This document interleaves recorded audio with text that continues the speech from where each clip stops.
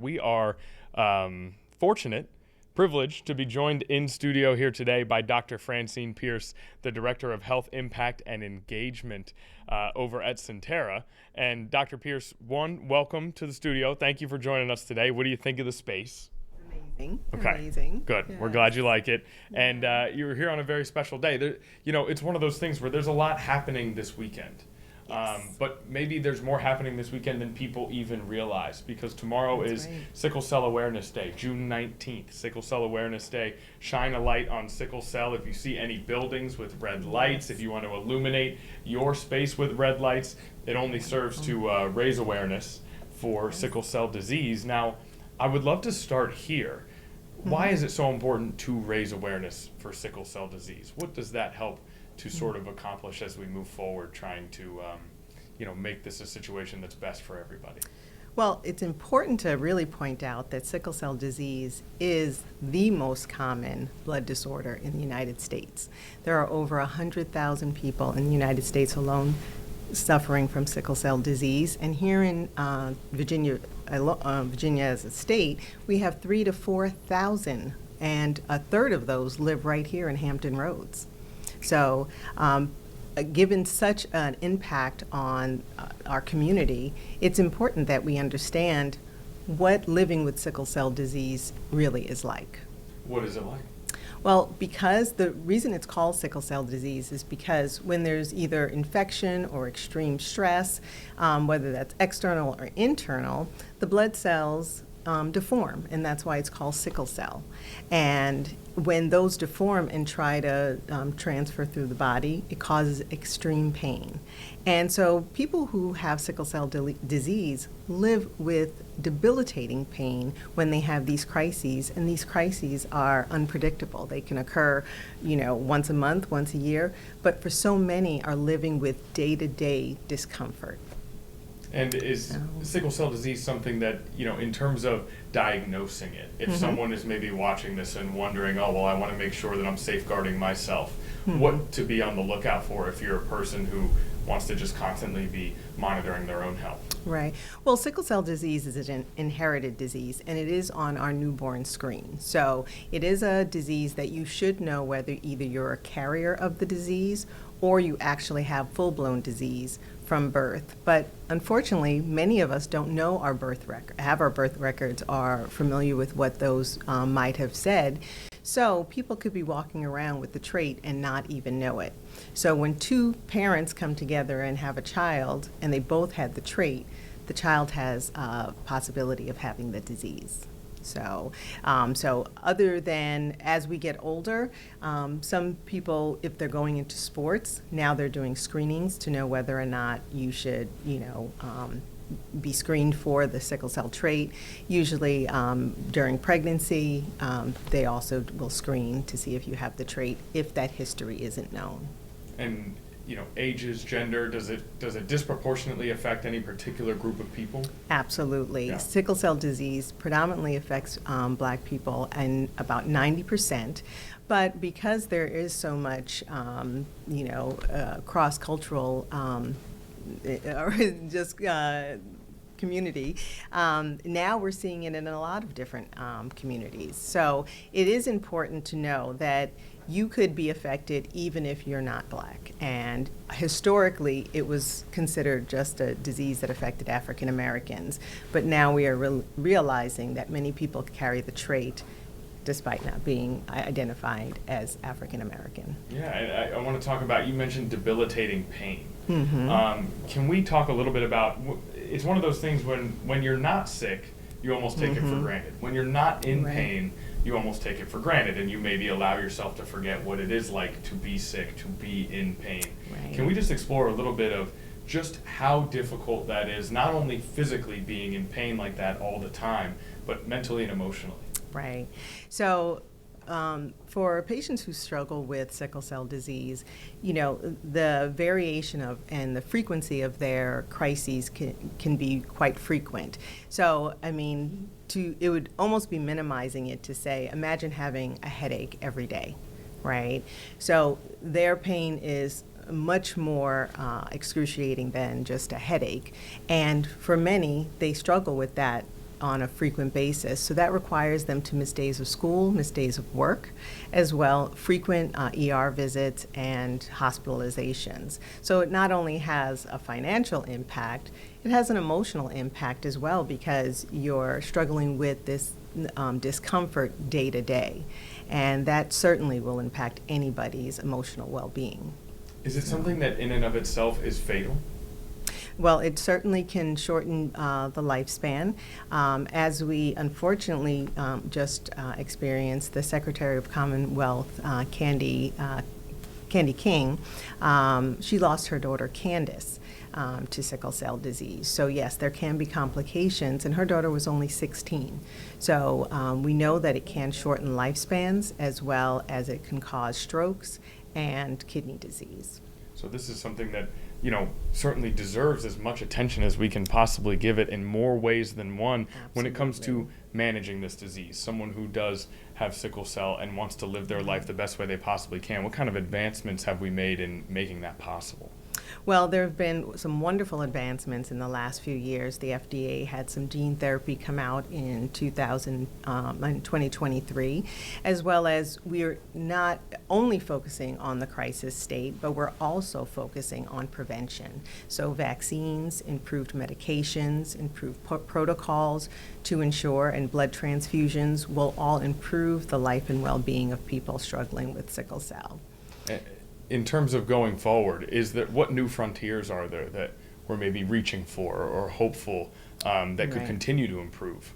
Well, there are several research projects going on, but I think the biggest thing is awareness, because it's important, and I really have to put emphasis on the disparity that surrounds sickle cell disease. And that is that a disease that is the most common blood disorder compared to another inherited disorder such as cystic fibrosis, which is more common in people of European ancestry.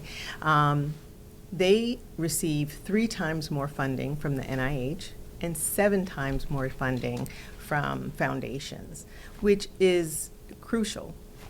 Funding and research in promotion of cures is essential in the lives of people who struggle with sickle cell disease. So, we really have to understand that this wasn't even added to the newborn screen until 2006, where a disease like cystic fibrosis was added almost 2 decades prior to that. So these are all things that we have to pay attention to. And with the passing of the Secretary's daughter, a new bill, which this is very exciting for Virginia, because we are the first to pass a comprehensive program in which that will include teaching for school nurses, and as well as high school coaches. And a lot of times, people are struggling with this as children, so they are first line. And when the school nurses as well as coaches can be armed with what to do and how to manage it, that's going to make a huge impact in children being able to stay in school and being cared for appropriately in the time that matters most.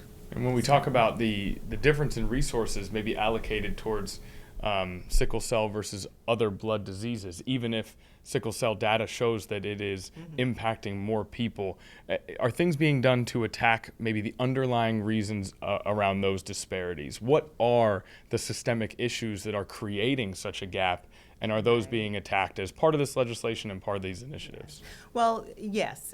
So making people aware of just how common this disorder is, understanding that this is a real disease that has real consequences on people's lives.